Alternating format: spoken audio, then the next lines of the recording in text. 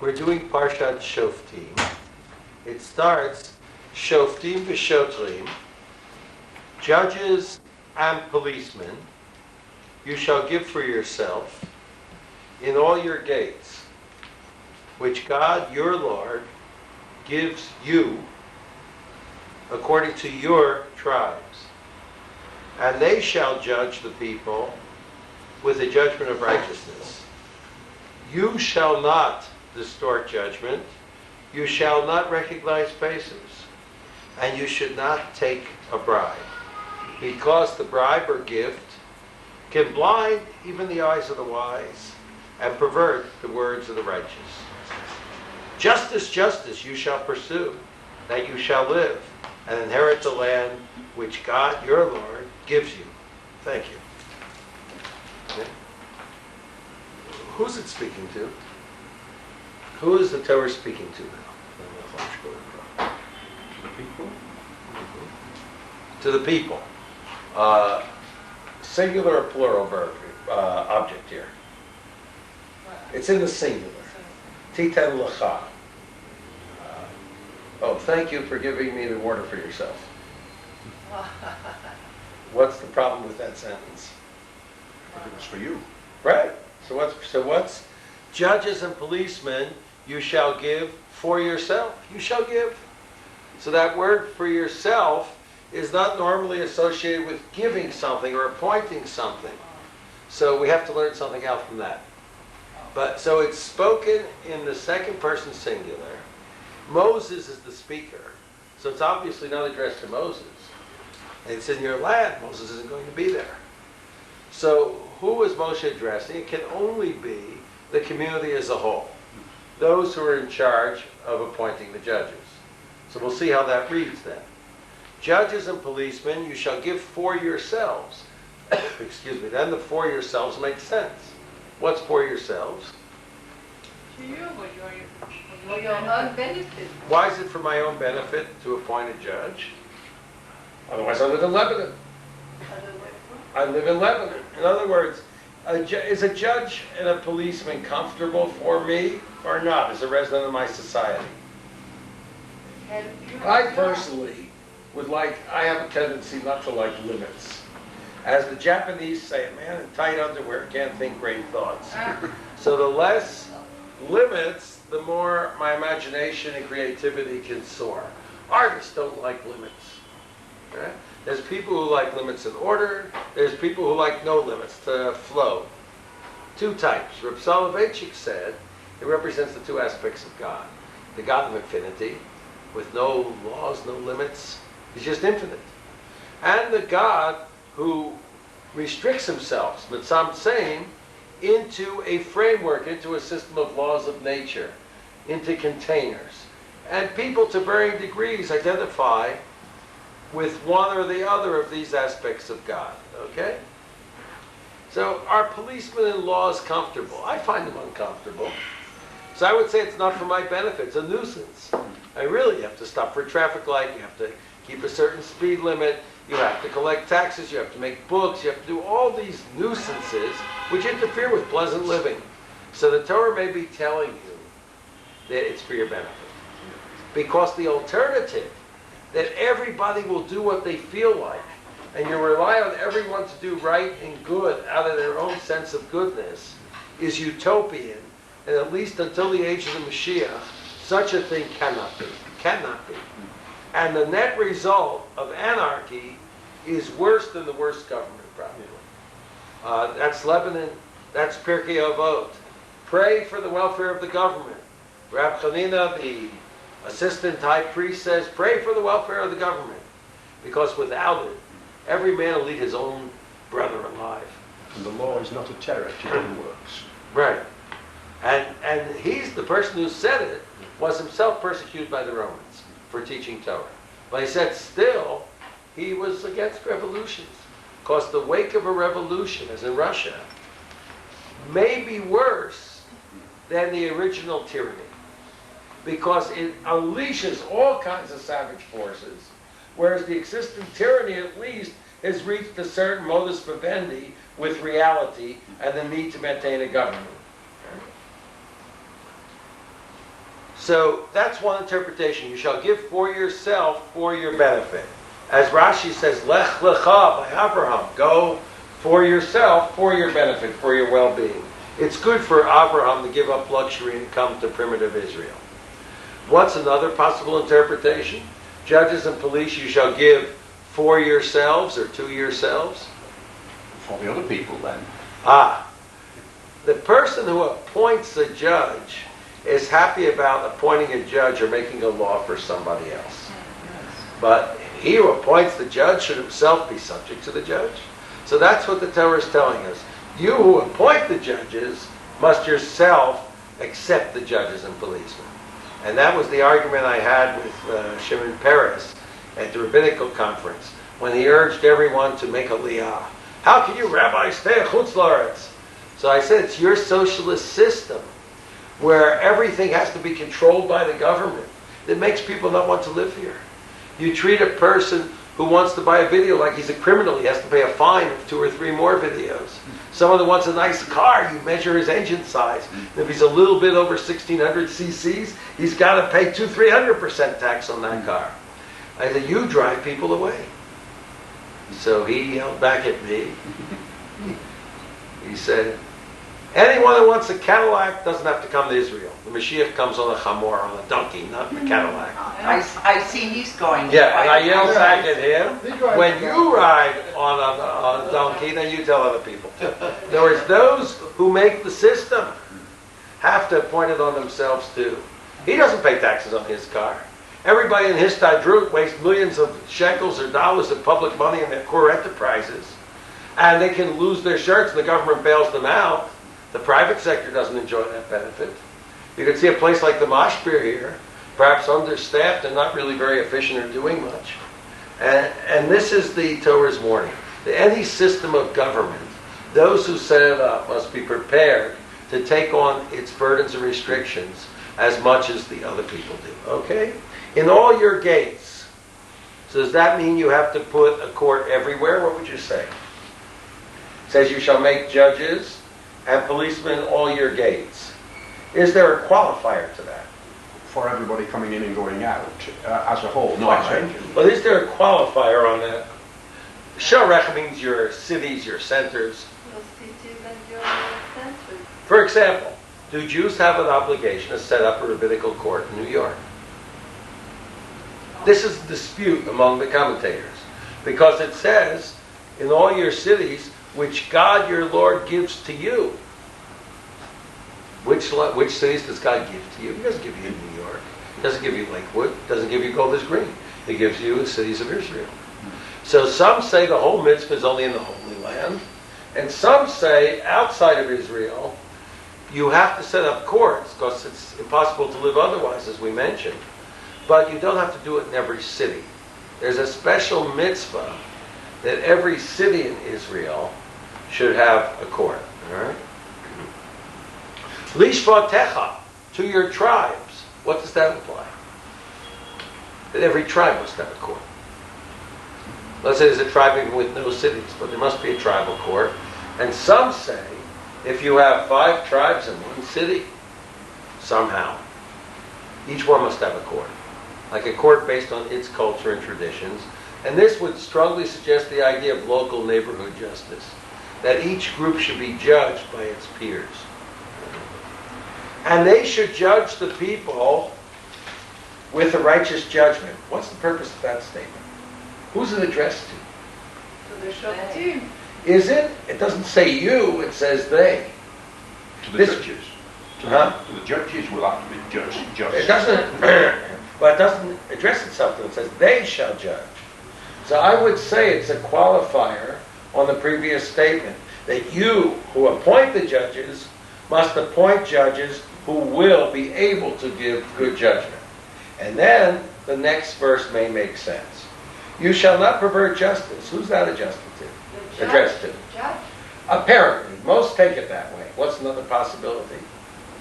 To the appointer. Because if you appoint a wrong judge, you will pervert justice. Not directly, but indirectly. And you won't pervert one case, you'll pervert the whole system. So I would I somehow prefer to read it that this is an address to those who appoint the judges. You shall not recognize faces. We have elsewhere, you shall not recognize faces in judgment. Almost all these statements appear elsewhere in the Torah. Before, maybe after. So they must add something new here. So I would say, if you read it this way, that it's all addressed to the appointers, then it adds something. You shall not recognize faces in judgment is to the judge. And the Rambam's son adds, what's judgment? What is judgment anyway? What's judgment? Who is right and wrong? Who does judgment? Anybody else besides the judge? God. God. Who else? Who else makes You judgment? can Well, do judgment we all do. yourself We all too. do. We all make judgments. Like what? Decisions. Should I rent from Hertz or Avis? I judge an issue. That's like a court case. It's a little court case. Every parent is a judge with very passionate, difficult litigants. He hit me first. No, he hit me first. And the parent every day has to be a judge. And the parent knows the dire consequences if they're a bad judge, if they're unfair. So they're caught in this bind of trying to restore law and order and being fair. That's the bind the Israelis are caught in the Intifada. Trying to be very fair and not hurt anyone who shouldn't be hurt, but at the same time preserve law and order. It's a difficult paradox. All right? So the Rambam's son says, not the verse here, but the one which says you shall not recognize faces in judgment, means that if you're judging an issue, you should not care who the person is who purports a view, but does it make sense? And he says that just like you have to listen to Talmudic rabbis when they tell you this is the tradition of the Torah from God, so you are forbidden to listen to them in their opinions on a logical issue, because their logic stands by itself. They have no tradition as to what's the right cure for appendix, the Rambam's son says. And that's apparently the Rambam's view, many others. So scientific matters, secular matters, we do not listen to the rabbis. You're forbidden to, according to the Rambam's son. Others might say everything's in the Torah, but he doesn't take that view. Right? But here it doesn't say do not recognize faces in judgment. It just says do not recognize faces. So that, I would say, would fit very nicely if it refers to the appointers. When you pick a judge, when you appoint judges and policemen, do not recognize faces. Your brother-in-law is not to be the judge because he's your brother-in-law.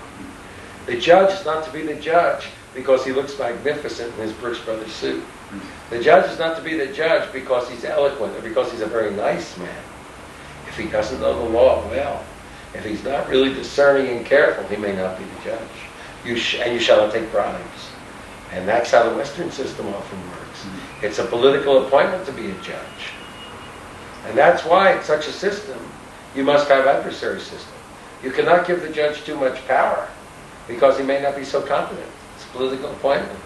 Let him just be the referee between two lawyers, two paid gunmen, two people who prostitute their minds, their souls, for whatever somebody wants to pay them for, and they fight someone else. And the judge is the referee. Right? But in the Jewish system, the judiciary is supposed to be active, pursuing justice. It's supposed to investigate on its own. There's almost no mention of lawyers in our system. Just if there's someone who can't prepare his case, they provide him with an orech din, someone who arranges a pleading. That's what the Hebrew term means, orech din, not lawyer, not advocate. Orech din is someone who arranges your pleading in an intelligent, concise fashion. That's all. And there's one other statement in Pirkei Avot: do not make yourself like the orchei din. What about Kapego and Sameko? That custom, that does exist. I think the term, the term is not a Hebrew term. It's probably a Greek term. And it's used by divine forces, the divine accuser and the divine defender.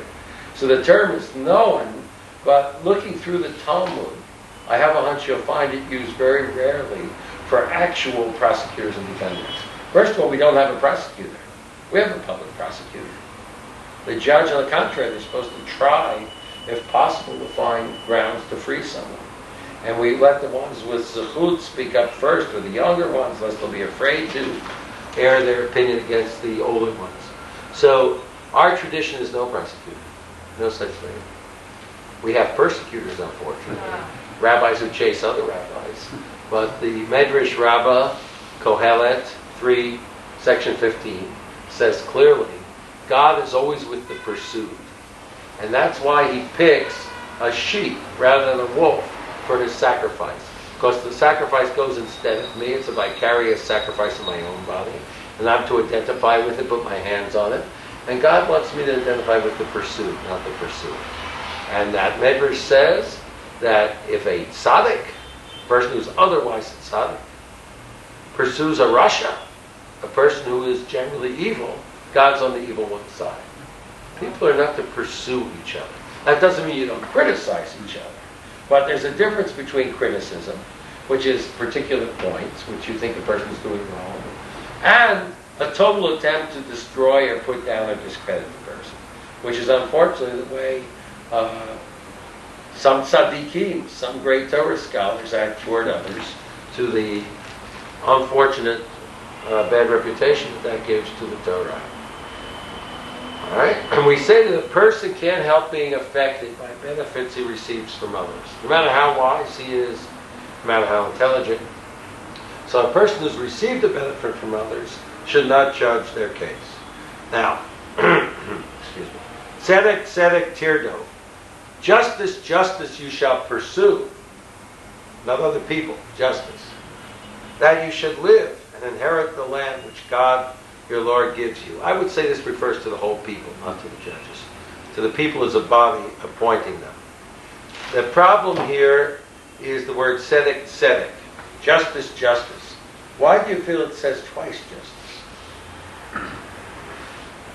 Some say you really got to do a good job. There's justice, and there's justice squared. There's real justice. Justice means we try to find a nice, honest man to resolve our dispute. Justice means we try to look for a real legal expert. Try to go to the best court. What's wrong with that, going to the best court? By the way, where is the best court? Where is the best court in the world? Sanhedrin in Jerusalem. In the Lishkat HaGazit, in the chamber by the temple. So that's where we should go then.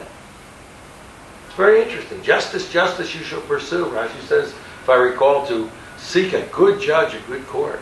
So the logical outcome of that, the ideal, would be to go to the Sanhedrin in Jerusalem. What's wrong with following that ideal? That it's inconvenient for the other side. And that's why... But they also should want the best court. But you also need a quick and convenient... It'll take long till you get there. It's not like today, you can drive in a couple hours. And what else will happen? When will they get there, by the way? If everybody would use the Supreme Court in Jerusalem, when would they get there? Or one of the smaller courts in Jerusalem? 3 years' time. No, they get there for the festivals, when they go anyway. So the festivals, instead of being a happy time, would turn into the time when everybody has their fights. And the court would be crowded and uncomfortable, and there goes the festival down the drain. You see, this Jethro's point to Moses, you only judge the big cases. Right, it's similar to that. You'd have crowds, waiting, delay. And if there's delay, then there's a separation of fights. They get harder and positions get firmer. And if there's errors in religious ritual, they become ingrained. So the Torah takes this ideal and says the application of this ideal, if you can easily do it, fine. But the application of the ideal will result in badness. And therefore, even though both last week and this week, the sanctity of the temple in Jerusalem are stressed, the Torah specifically now says, but place courts, judges, policemen in all your cities, every single city, so that they should be able to give the people quick and righteous judgment. It is very analogous to Moses and Yitro. Rav Hirsch says these local courts, now to be appointed in the state of Israel, about to be, supplement or replace the previous system of judges of 10 and captains of 10, captains of 50, captains of 100, 500, 1,000, 10,000. Is there any place in the world today where they have that captain system? China. Mm-hmm. In communist China, apparently quite successfully, like in every apartment complex in every little village, every block, they have a block captain or apartment captain who is to settle any disputes that arise among the other people. And by having it so local and immediate, you do it real quick and informally. And everybody gets into, like in Jewish law, into the law and studying the law. And so if 1 out of every 10 is a judge, and then everybody's pleading their cases, it's a good thing. I was thinking, maybe it should be revived in modern Israel. Because in modern Israel, to the great disgrace of the Jewish people, as in the West, litigation, judgment is a very expensive and a very time-consuming process. Cases wait for years, lawyers cost a fortune, procedures are complex. To their credit, despite other defects, the rabbinical courts are relatively simple and informal, and a person can come themselves without a lawyer. In that sense, they're way above the secular courts, though the delays and lack of efficiency may be equally bad, sometimes worse. Now, as long as I spoke about ideal and real, so we have a general principle which is expounded by Rabbi Yaakov Fogelman, that one should often not live up to his ideals. Should not. Because it will break him and be counterproductive. For example, he says this on the Mishnah in Pirkei Avot. In Pirkei Avot, we read, which is the way, Rabbi Yehuda, I believe, says it, which is the way, I'm sorry, not Rabbi Yehuda there, which is the way a man should pick, or which is the way of Torah, to be literal. Ezo darka shel Torah, what is the way of Torah? Pas b'melach tochal, you should eat bread with salt. Umayim b'mishura tishteh, and drink water in limited quantities. V'al haaretz tisha, and lie down on the earth, sleep on the ground, hard ground. V'chayit sar tichyeh, and live a life of affliction. U'b'torah ta'amel, and strain yourself at Torah. If you do this, ashrecha b'tov lach, you'll be happy in this world, it'll be good for you in the world to come. The other statement, which I confused it with Rabbi Yehuda, was which is the way a man should pick all that which is glorious to himself and glorious to the society. But the main thing is you should do that which you really want and really enjoy. Then society will benefit. Okay, so this statement of the way of Torah, to lead a life of privation, of even deprivation, or ascetic life. Rabbi Yaakov Fogelman says, it says it, this is the ideal. The Ramchal, Lutzato, says do it. Rashi, who is for pleasures of the body, Rashi, who says, has one view in the Gemara, that Nazir, he who deprives himself of wine is a sinner. Rashi is in trouble.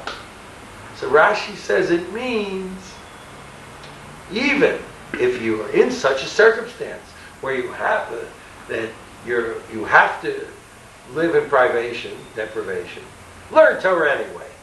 The problem with Rashi is the words don't say that. It says, what is the way of Torah?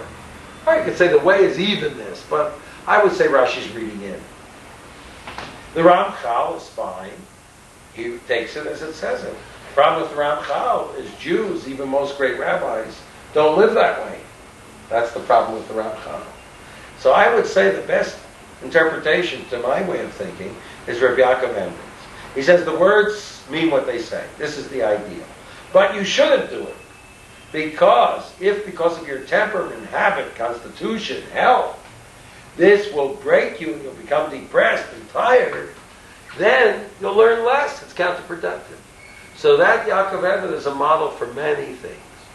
I personally believe, and most Jewish opinions I think would say so, though not all, in integrity, that our ideal should be that every woman should have 10 kids. 5, 10, 15 kids. Natural living. Keep having them. Nicest thing in the world. Transform matter into the divine image. However, you can't just have them. You have to raise them. And like anything else, even if you have a natural bent for it, it requires training. You may have a natural bent for art or woodworking, but if you've never done it, you won't be able to paint a good picture, no matter how good your natural bent is. A woman's essence may be nurturing, mother of all flesh, not just children, nurturing. But if a warped and corrupt society, like Western society, raises her to be an aloof, analytic, conquering male instead, which makes her sub-motif her main motif, and she's gone through that for 25 years, it's not going to be so easy for her to shift gears and suddenly become the great mind. So if such a woman, Miss PhD, is picked up at the wall and says, yep, I've been living the wrong way, and I'm going to be a real great Jewish mother, and tries to have 10 babies, she may become depressed and broken in the process. That's why you have so many rebellious sons now. Maybe. And therefore, this woman may be defeating her own purpose by doing that. So maybe she'll be able to have 3 or 4 instead of the usual 1 or 2 customary in her society. However, the ideal doesn't disappear. She will then raise her daughters the other way. That she can do. And gradually correct the error. The male, it's the same problem. A male who's been raised in the West to be an achiever, which means to make a lot of money and change the material world, which is nice. And then he becomes religious and decides he doesn't want to waste his time on that. He wants to do really important things of eternity, study the Torah, pray, and he'll do that 90% of his time. Again, he may get dejected and depressed and give up the whole thing. So Rabbi Yaakov Fogelman's principle, or someone who comes all the way out with insufficient resources or no job training, if they get broken and become haters of Israel, as sometimes happens, it's better they had not attempted the ideal and clear ideal of living in Israel in the first place. So Rabbi Yaakov Fogelman's principle in general, not just regarding the Supreme Court in Jerusalem, is that you must always retain ideals, but be very careful in their implementation. Because sometimes their implementation may go against the very thing you're trying to achieve. All right? Now, you must not plant an asherah, a attractive tree associated with worship, of any kind besides the altar of the Lord your God, which you will make when you get there. Nor a pillar, matzeva. Now these things in ancient times may have been okay. We see Abraham setting up matzevahs, Yaakov. However, once they became associated with Avodah Zarah, that very association God doesn't want. No Hanukkah bushes. Right?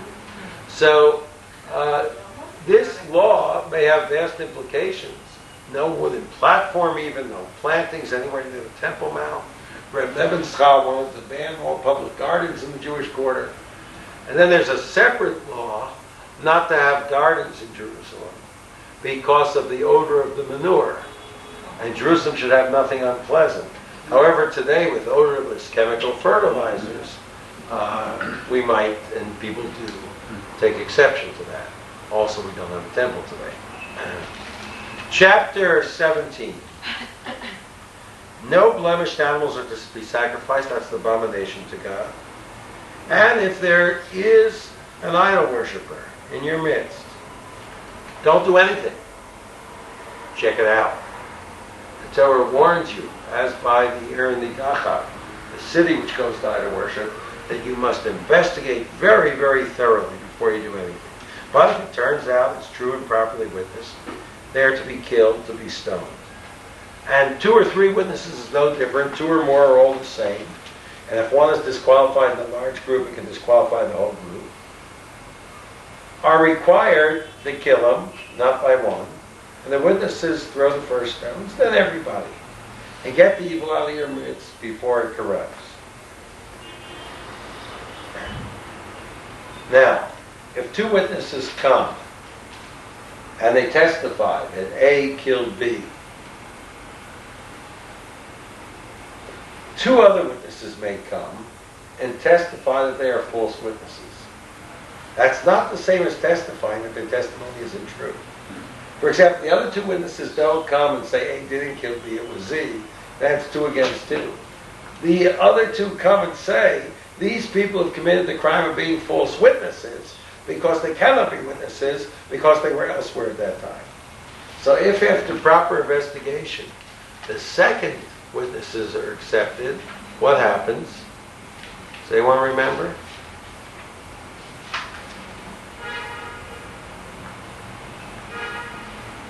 This comes later in our parsha, but since we discuss witnesses now, we'll bring it now instead of chapter 19. Does anyone remember what happens if two witnesses come and say A killed B? Then two other witnesses that come and are accepted who say it's not true. The testimony, it's not true that these are witnesses because they were elsewhere at the time. What do you do to those two witnesses? As they propose to do, you do to them. They wanted to kill A as a murderer, so you kill them. What if the other pair came too late and they already had killed A, of course? Then what do you do to the two witnesses who say the first two were improper witnesses? Nothing. Explain that one.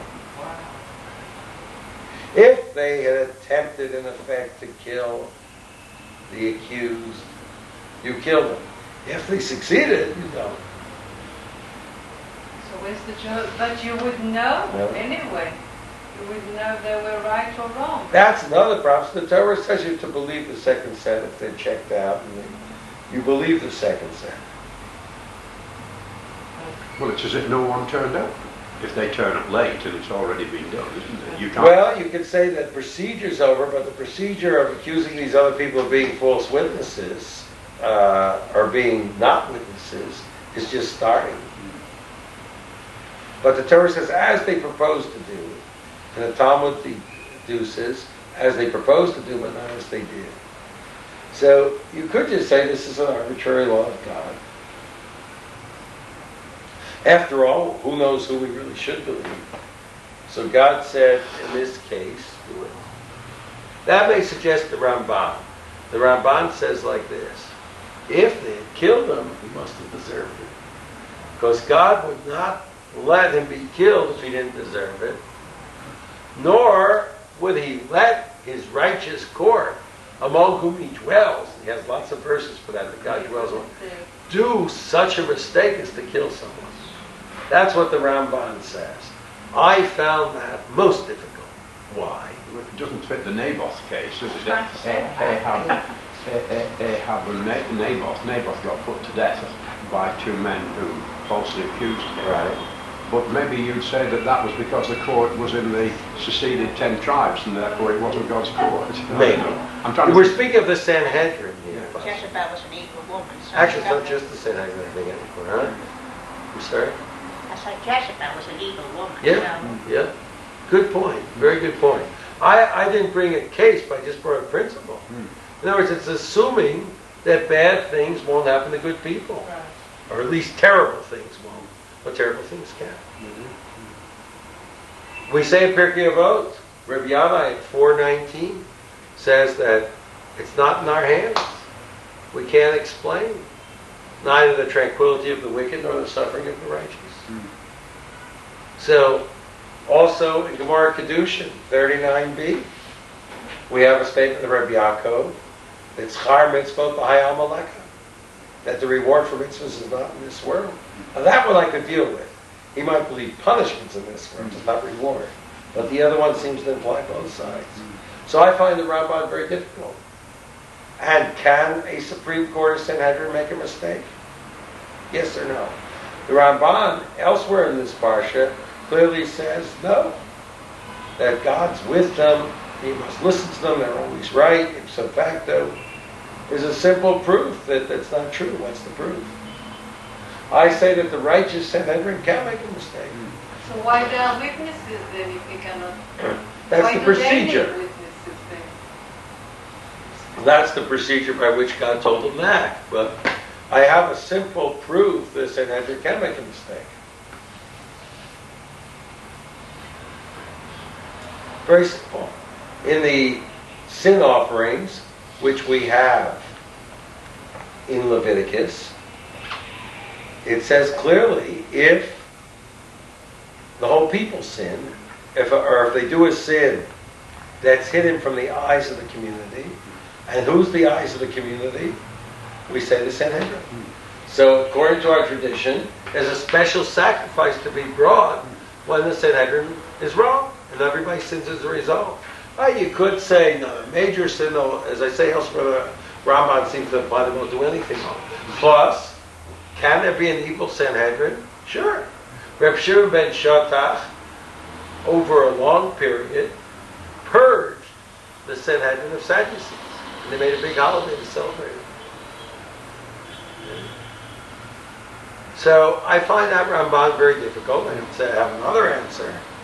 But he has a long essay, which I just began, Gates of Reward, on the subject of reward and punishment, the Ramban. And based on him, partially I have a hunch, later on Rabbeinu Bachya ben Asher has the same theme in an essay on atonement. And we're now coming to Rosh Hashanah. Now Rosh Hashanah, we read the 3 books are open, 3 books of life. One for the totally righteous, who are inscribed immediately for life. One for the totally wicked, who are inscribed for death immediately. And one for those in-betweeners, who everything waits to see what happens. But God tries to give them a little push to the good side. Now, does that mean, that's a very difficult thing, does that mean that someone who dies has been judged wicked? And Ramban explains there, life doesn't just mean life. A poor man's called a dead man. A sick man is the life experience and the death experience. It's not necessarily ultimate life and death. But anyway, he explains it like this, a very interesting explanation.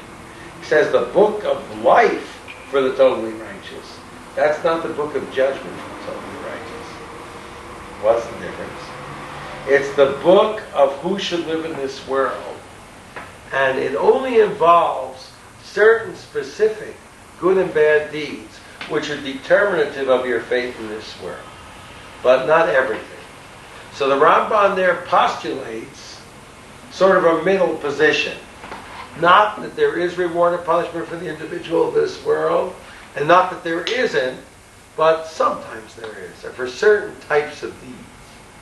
And therefore when it says, a complete Rasha shall be put down for death, it may mean one of the finest people alive, but in this particular class of mitzvahs, he's a Rasha. Right? He's from those that get killed in this world, but he may go right to heaven. May have very little canon. Vice versa. The righteous who live may be the righteous in those acts where you get the reward of this world. But that person may go to hell or no place afterwards. That's just one of the points. It's a very interesting essay, which I recommend. So what do you call a righteous and what do you call a Rasha? In other words, How do you there's role definitions. For example, I can say a certain person who sits and studies the Torah and prays with great fervor and is generally very pious is righteous. As a citizen who smuggles diamonds in his tefillin and doesn't go in the army, or scrawls slogans against the state of Me'esharim and doesn't pray for his soldiers, I could say he's a Rasha. Absolute Rasha. But he's an absolute Rasha only in that limited realm. But perhaps overall he's a great tzaddik. So he did Or vice one versa. mitzvah. So he did because of one mitzvah that he didn't do his... Well, there's certain mitzvahs the Ramban postulates which have their effects even on the individual in this world. So he says these books of life are only dealing with those mitzvahs. Then there's other judgments of God, what happens to you upstairs. That's a different realm. And then you have the concepts that sometimes the very righteous have a terrible life because God wants them to get punishment, which is basically to the body in this world, and reward for eternity for the soul in the next world, and vice versa. Hitler petted a cat, so God gives him a nice Mercedes and pleasant girlfriends. Right? But the next world is finished. And everybody has something good and something bad. Excuse me. We have a verse that there's no righteous man in the world who does good and never bad. Huh? Inios, thank you. All right. So, we skipped ahead to chapter 19, back to chapter 17. This is a very important passage. 17, 8 through 11. This is the passage for rabbinic authority. If there arises a matter too hard for you in judgment, this is apparently addressed, again, who's the yous here? This is apparently addressed to the lower courts. Between blood and blood, between plea and plea, between stroke and stroke, matters of controversy in your gates, get up to the place which God shall choose. Go to the higher courts in Jerusalem. There's 2 courts of 23 and the Sanhedrin of 71. And come to the priest, the Levites, and the judge. Ideally, I think Abarbanel says, ideally, the judges should be priests and Levites. Why? What should a judge be doing all day when he's not judging? Studying. Just Studying. They got to make a living. All right? Only the Levites and priests are allowed to be on the take. Only they, the Torah say you should support. But everybody else has to work for a living, not to make the Torah a spade to dig with. So ideally, priests and Levites will also be the judges. That's the norm. All right? According to the Rambam, anyway. Who shall be in those days? You can't have Moses or Samuel for your judge. If you're Yiftach's time, Yiftach is the judge. Whoever you have, the best you have. And inquire, and they'll tell you the judgment. And do what they say. Whatever they tell you from that place, which God shall choose. Whether this applies to rabbis later, after the destruction of the temple, is very questionable. And you shall observe to do according to all that they will teach you. According to the law which they teach you, and the judgment which they shall tell you, you shall do.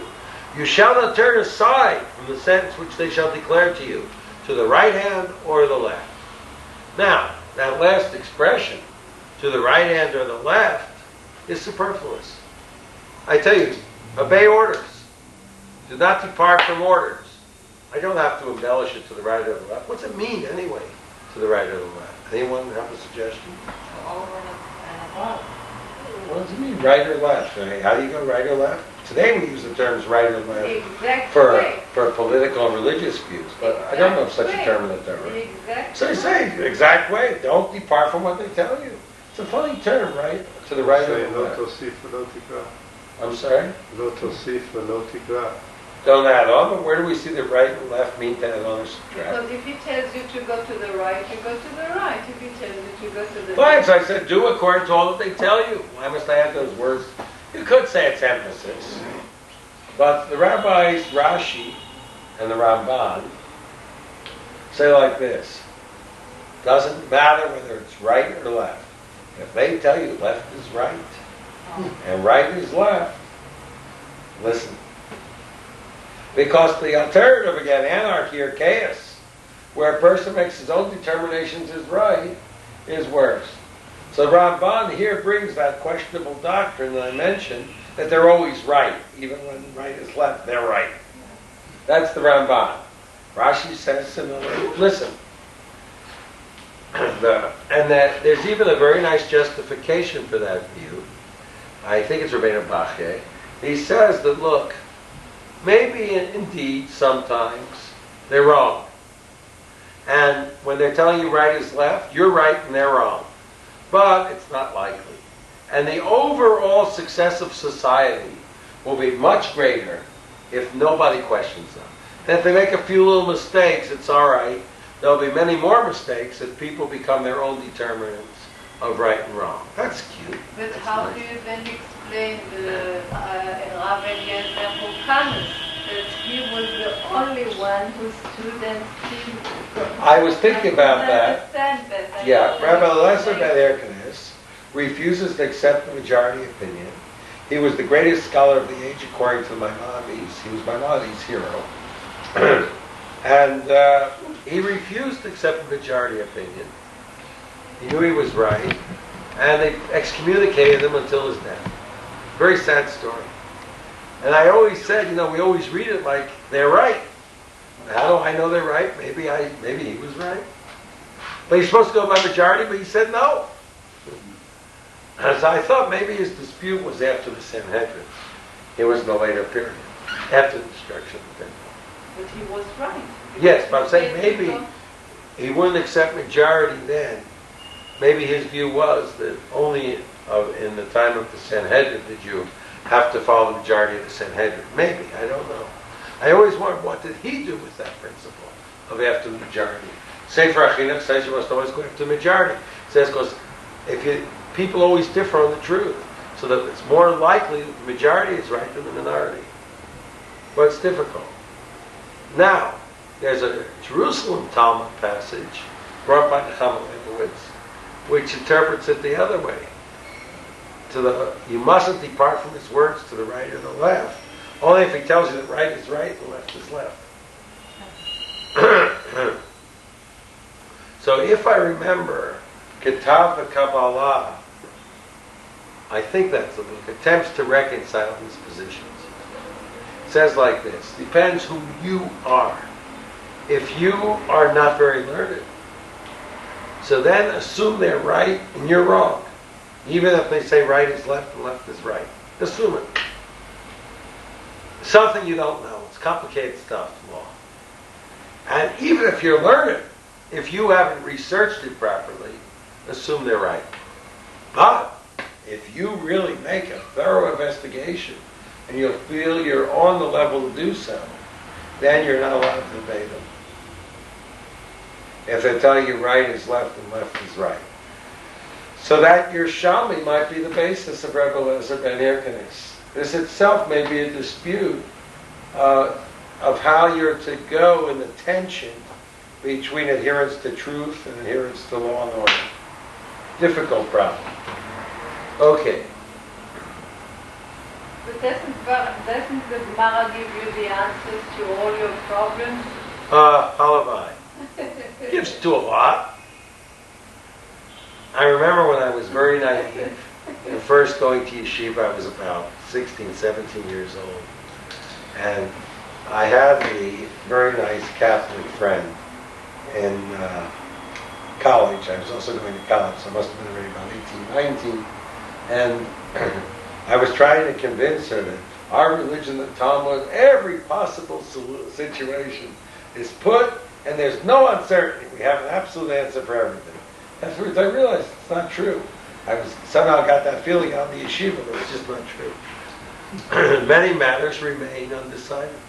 In many matters, you may find are never discussed. And if a member of the Sanhedrin himself, like Rebbe Eliezer later, defies the court, he's to be put to death. So it wasn't so bad that they only put him in excommunication.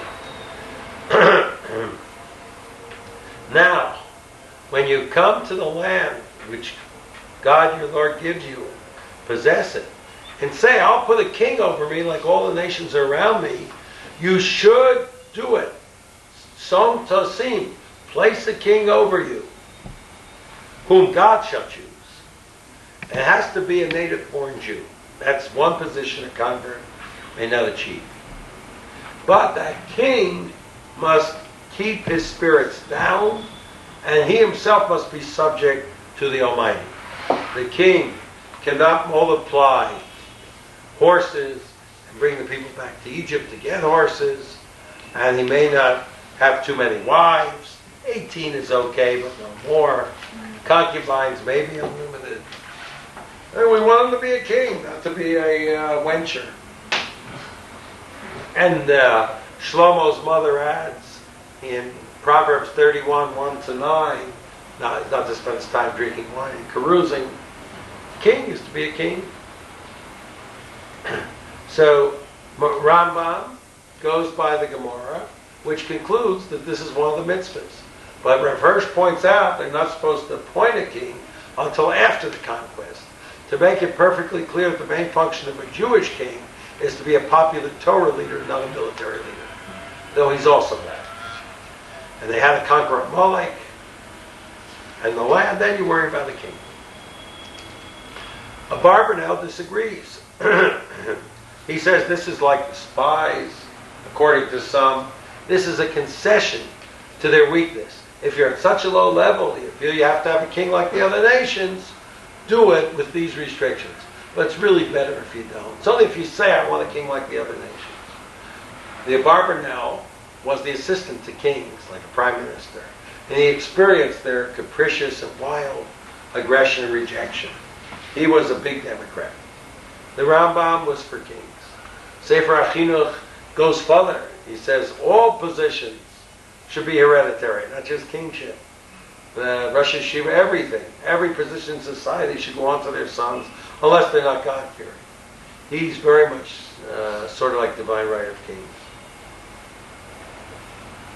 We see David, even when Saul was pursuing him to kill him, David was worried about the honor of the king, the anointed of God. That's not simple.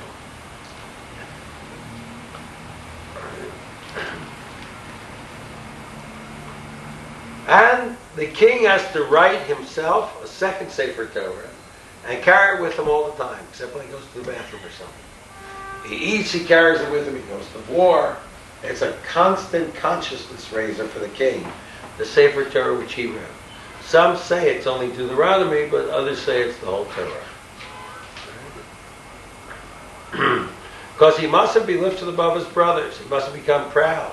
And he mustn't turn aside from the commandment. He must remain God's subject to the right hand and the left.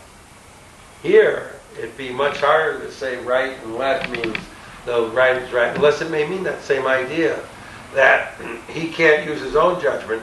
He has to subjugate himself to the judgment of the Torah and the rabbis who shall be in that day.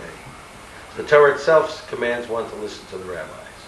Then he will prolong his days in his kingdom, he and his children in the midst of Israel, just as God tells Solomon on the dedication of the temple.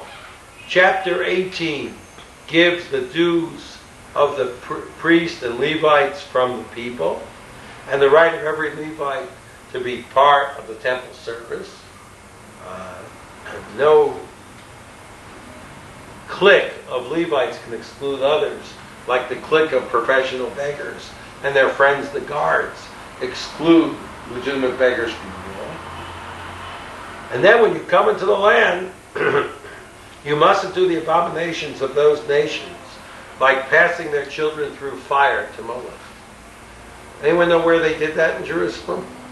In Hinnom. Where? In Hinnom? Gehenna. Yemin Moshe. In between. Very strange. Every time I take a sip of water, I feel more hoarse.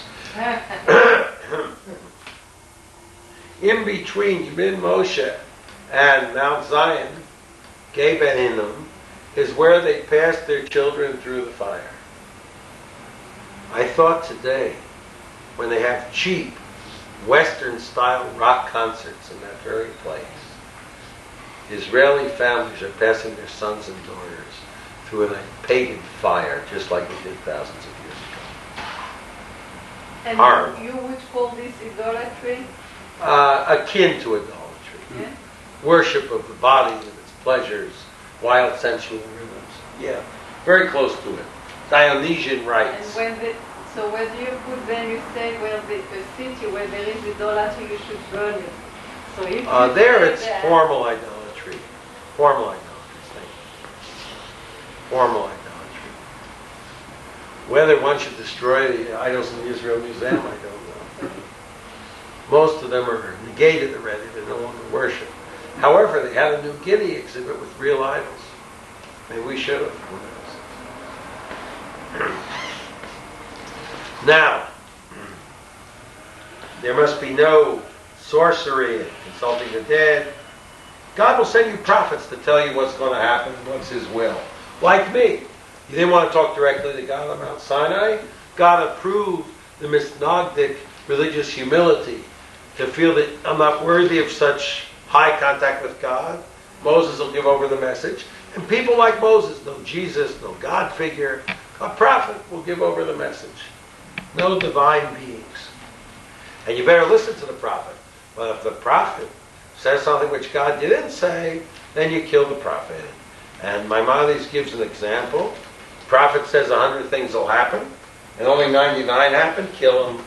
He's a false prophet. Because when God says 100 things will happen, 100 things will happen. Except if some of those things are bad things.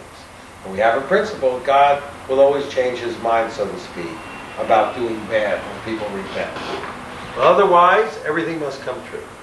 If it's a false prophet, you kill him. If a prophet doesn't go away from the mitzvahs of God, you kill him. Because he's not a legitimate prophet. Now, how can I know who's legitimate? Torah says if it happens, he's legitimate. But how would you know what he was supposed to be told? Well, you test. That's what the Torah says to see if it happens. If he tells you to go against the mitzvahs, you kill him right away. He's a bad prophet. If he tells you God predicted 100 things, you see. And Rambam says you see little by little, you sort of play with it. if you see that things are happening too, you would see. He can tell you, and if there's nothing happening, then you would know that he is not right. But if even one thing is off, he's not the real thing. He's a good guesser.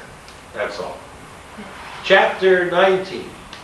So when God cuts off the enemies, you add 3 more cities of refuge for the 9.5 tribes, to the 3 already established for the 2.5 tribes in Dallas cattle country across the Jordan, where people aren't so careful and they kill people accidentally, negligently, and the relatives are ready to take revenge, the Hatfields and the McCoys. So you need 3 cities for there. Or my idea, the distances were great there, so you want people to have to go too far to get to the cities of refuge. So when the rest of the land is conquered, there's 3 cities for the whole rest of the land. And when there's a final conquest in Messianic times of not 7, but 3 more tribes, who knows, Jordan, Syria, Iraq, whatever, then there are 3 more cities of refuge to be added, total of 9. Excuse me. What I learned from that is there will still be manslaughter in the times of the Messiah. All right. And every murderer gets sent to one of these cities before trial. If he's adjudicated to have hated the person who was killed on purpose, then he can't go back to a city of refuge. Otherwise he does. And stays there until the Kohen Gadol dies. If he goes out, the family avenger can knock him off. Right?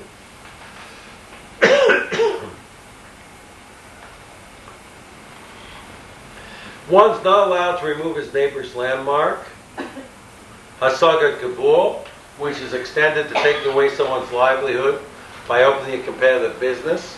What the limits of that are would be an interesting subject. I mean, obviously you can't have just one grocery store in a city. So the limit may be that which kills his livelihood. Don't know if he can open a supermarket next to the Marcola. And we went through the witnesses already. So we come to chapter 20. When you go out to battle and a big army of horses and chariots comes against you, don't be afraid, because it's you and God against them. And like God took you out of Egypt, he can take care of it if you fight. And the priest tells the people not to be afraid. And people who have just built a new house and not dedicated, or planted a vineyard and not yet had the fruit, or betrothed a wife and not taken her, you should go home, because maybe he'll die and someone else will. And anyone who's afraid or can't kill should go home. And maybe those other cases are really the same thing, but the Torah wanted to give some excuse, some say, so the person shouldn't be embarrassed by being afraid. And then when they've charged the people, they appoint captains. But any city you approach, even the 7 nations, you offer it peace. If the 7 nations are willing to give up idols and accept Jewish sovereignty, i.e., e.g. an Arab, they can stay. Or they can leave and take their idols with them. But they cannot live here with their idols and make us trouble. And if they answer peace, let it be such. But if there's war, then only kill the men, not the women and children, except for the 7 nations, where you must leave nothing alive. They're absolutely corrupt, apparently. And if you leave the women and children alive, it'll only be for them to kill you later. That they not teach you, also that they not teach you to go after their idols. Apparently they were very charismatic and appealing. We see the Jews did go after them later. And if you besiege a city and you have a big siege, don't destroy the fruit trees. You have to experience gratitude to that which feeds you. If possible, use non-fruit trees for your siege works. And I would say, in that spirit, it'd be very nice if the Jewish National Fund would fill Israel with fruit trees instead of pine trees. And everybody would come and enjoy the fruits of the land without having to buy them at high With the prices. inflation there.